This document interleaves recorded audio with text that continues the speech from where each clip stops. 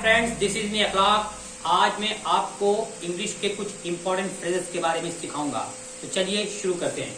पहला फ्रेज है how dare you. How dare you का मतलब होता है तुम्हारी हिम्मत कैसे हुई। इसको आप कब बोलोगे? जब किसी से आपकी तू मैं हो जाए, कोई आपको कोई ऐसी बात कह दे जो आपको अच्छी न लगे, तब आप गुस्से में कहते हो तुम्हारी हिम्मत कैसे हुई। इसको इंग्लिश में कहेंगे हम लोग हाउ डेयर यू। अगला सेंटेंस है I dare you. I dare you का मतलब होता है करके दिखाओ।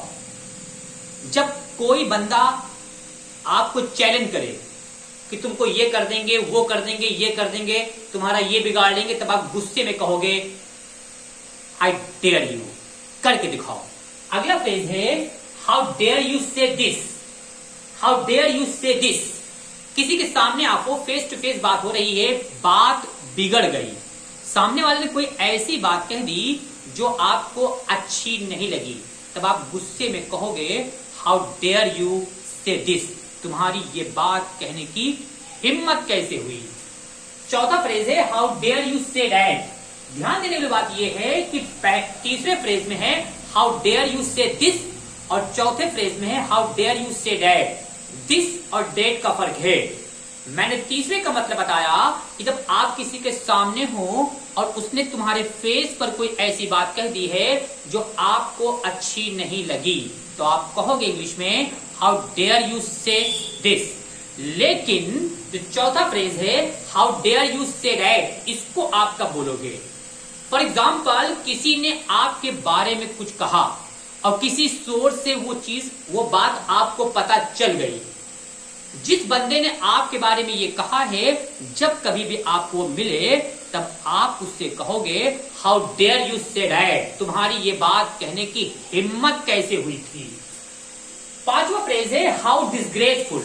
हाउ डिसग्रेसफुल का मतलब होता है कितनी बदनामी की बात है। कोई भी ऐसा शख्स, कोई भी ऐसा पर्सन जो कोई ऐसी एक्टिविटी करती है या करता है जो सोसाइटी के लिए ठीक ना हो, और आप उसको सुनते हो तो कहते नहीं हो कितनी बदनामी की बात है, तो इसको इंग्लिश में आप कहेंगे हाउ डिसग्रेसफुल।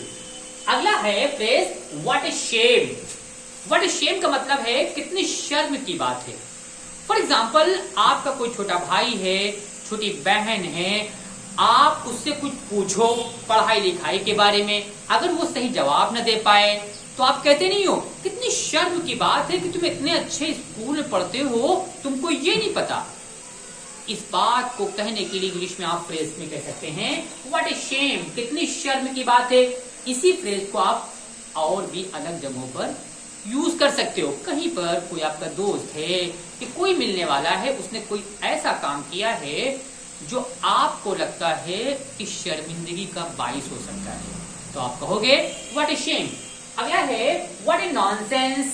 आपका कोई दोस्त है, फैमिली पर्सन है, कि कोई ऐसा बंदा है जिससे आपकी जान पहचान है, उसने कोई ऐसी हरकत की है जो ठीक नहीं है, या कोई ऐसी बात कह रहा है जो सोसाइटी के लिहाज से, एक सिविलाइज पर्सन से जिसकी उम्मीद नहीं होती है, अगर वो कोई ऐसी बात कह रहा है तो आप कह सकते हो व्हाट ए नॉनसेंस, क्या बेहुदा बात है। अगला है व्हाट ए पिटी। व्हाट ए पिटी का मतलब होता है कितने दुख की बात है। कोई ऐसी खबर, कोई ऐसी न्यूज आप सुनो जो दुख भरी हो, दुखदायी हो, किसी का डेथ हो, किसी की डेथ हो जाए, किसी का एक्सीडेंट हो जाए, किसी के साथ कोई हादसा हो जाए, और जब आप उसके बारे में सुनते हो तो आपके मुंह से निकलता है कितने दुख की बात है। इसको इंग्लिश में आप कहोगे व्हाट ए पिटी। और आखिरी फ्रेज है what A bother. What A bother का मतलब होता है क्या मुसीबत है। इसको आप कब बोलोगे? सपोज आप टीवी देख रहे हो, टीवी में कोई अच्छा सीरियल चल रहा है जो आपको बहुत पसंद है, देखते हुए इसी बीच में आपकी माँ या फैमिली के किसी सीनियर ने आपसे कह दिया एक कप चाय बना दो, मेक मी टी, तो आपका उठने का तो मन नहीं कह रहा है क्योंकि आपका फेवरेट चैनल चल रहा है, लेकिन आप उनकी बात को काट भी नहीं सकते हो, तो फिर आप अपने से या आपके साथ में जो आपके भाई या बहन बैठे हो उनसे क्या कहोगे? व्हाट ए बोदर, क्या मुसीबत है। दोस्तों, आज मैंने आपको 9 बहुत ही इंपॉर्टेंट फ्रेजेस सिखाए हैं। इनकी अगर आप प्रैक्टिस करते जाइएगा तो डे बाय डे आपकी इंग्लिश फ्लुएंसी इंप्रूव होती चली जाएगी। आज के लिए इतना ही। जब मैं अगले वीडियो में मिलूंगा आपसे तो आपके लिए कुछ और भी इंपॉर्टेंट फ्रेजेस लेके आऊंगा। तब तक के लिए थैंक यू।